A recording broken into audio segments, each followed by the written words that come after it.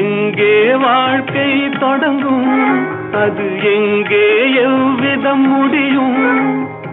இதுதான் பாதை, இதுதான் பயணம் என்பது யாருக்கும் தெரியாது.